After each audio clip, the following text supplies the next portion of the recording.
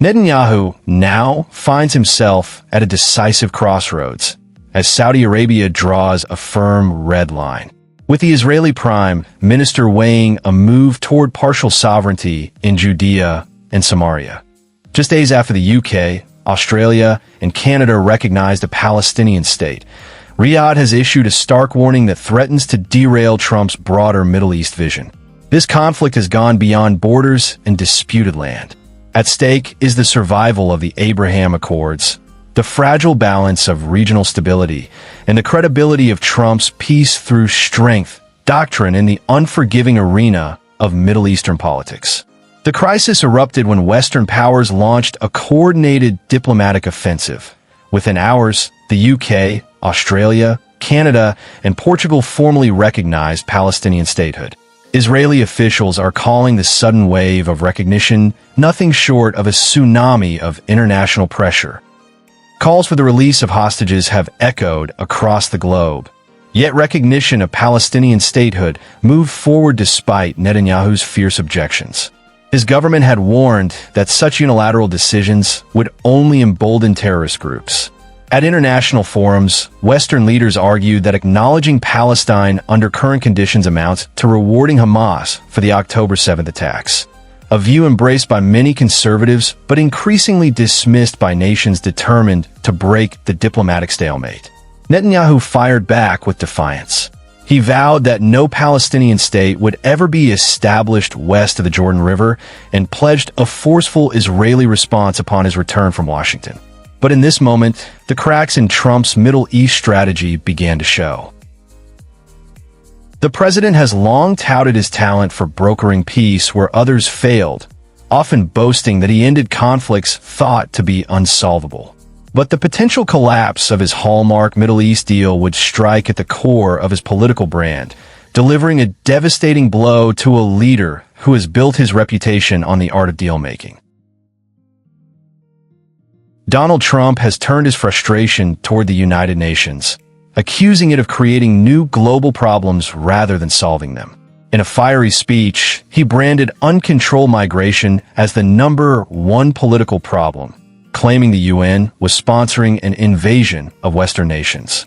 Alongside migration, climate policy became the second recurring theme of his address, both framed as direct assaults on Western sovereignty. Yet while Trump projected defiance abroad, he remains entangled in the increasingly complex realities of Middle Eastern politics. His recent remarks reveal mounting dissatisfaction with international bodies, particularly their approach to migration, climate action, and regional conflicts. Against this backdrop, Saudi Arabia has quietly delivered a confidential warning to Israel. Annexing territory in the West Bank would have major implications across all fields. The kingdom's message was blunt. Annexation, it said, would end any prospect of normalization with Arab states and could inflict lasting damage on the Abraham Accords, an achievement Trump touts as one of his greatest diplomatic victories. Sources suggest Riyadh is prepared to escalate further, potentially shutting its airspace to Israeli flights. Opened in 2022 as a goodwill gesture, and halting the quiet but growing security and trade ties between the two nations. Such a rupture would strike directly at Israel's strategic position, which relies heavily on regional partnerships. Trump now faces dueling pressures that could shatter his Middle East coalition. On one side, Netanyahu is under relentless domestic fire from hardline partners like Finance Minister Bezalel Smotrich and National Security Minister Itamar Ben-Gvir, both demanding immediate sovereignty over Judea and Samaria. Smotrich declared that the days of the British Mandate are over and urged full annexation. On the other side, Trump's Arab partners, especially Saudi Arabia and the UAE, are drawing firm red lines again.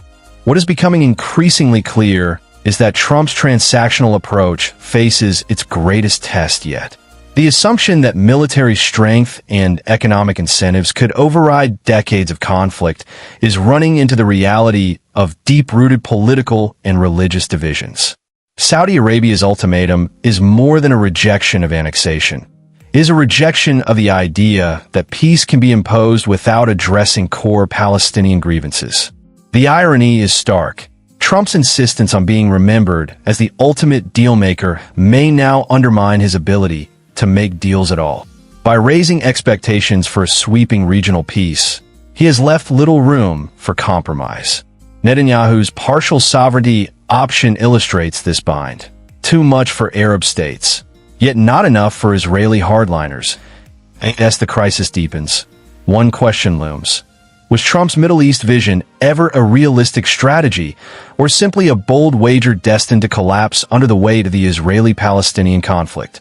Saudi Arabia's red line may be the moment when that gamble finally comes due, forcing Trump to choose between his closest Israeli ally and the broader regional ambitions that define his legacy. Unravel entirely. Reports suggest the UAE is considering downgrading its relations with Israel if annexation proceeds, a devastating blow to the 2020 U.S. broker deal that Trump has showcased as a cornerstone of his foreign policy success. Israel's September 9 strike on a Hamas leader in Doha, the first attack ever carried out on Qatari soil, has injected new volatility into an already fragile region. The move sparked outrage across the Gulf, with Qatar's prime minister accusing Netanyahu of dragging the entire Middle East toward chaos. The backlash has further hardened Arab leaders' reluctance to appear as if they are rewarding Israeli aggression through normalization deals. Netanyahu's current approach seems to be one of delay and calculation. Sources suggest he may opt for partial sovereignty in the Jordan Valley, a narrower step than the sweeping annexation demanded by his far-right coalition. This scaled-down plan rests on expectations of bipartisan U.S. support and broad Israeli consensus. Yet, even limited moves could still trigger Saudi retaliation and unravel the delicate path toward normalization. The stakes extend far beyond politics. Saudi Arabia and the UAE represent vast economic opportunities for Israel, particularly in technology and innovation.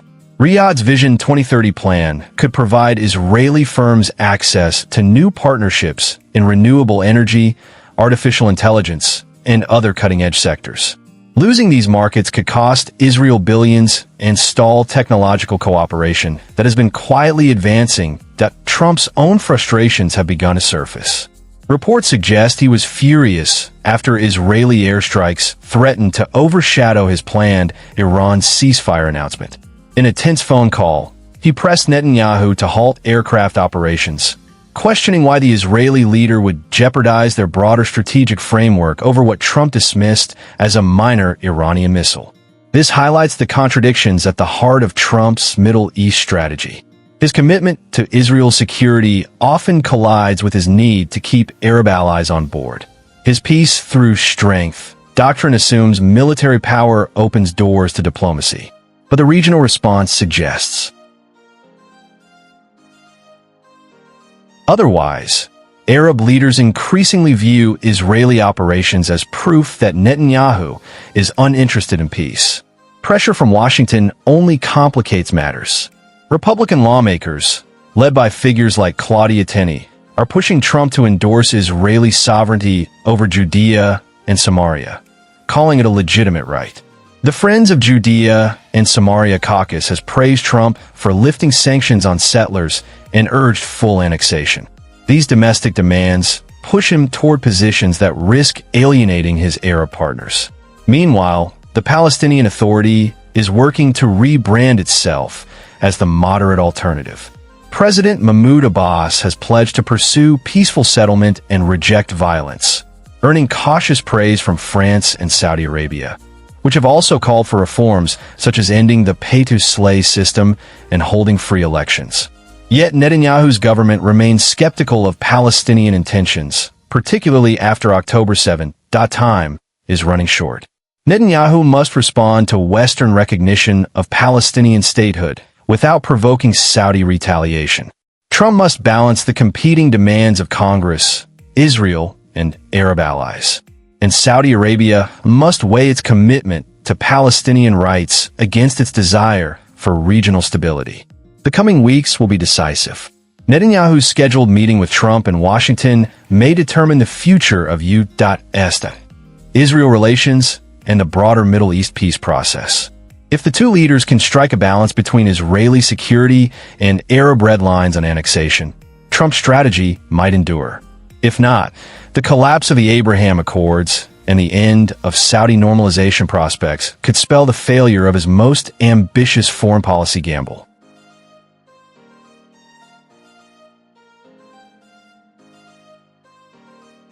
His choice will not only shape the legacy of his presidency, but could also determine the course of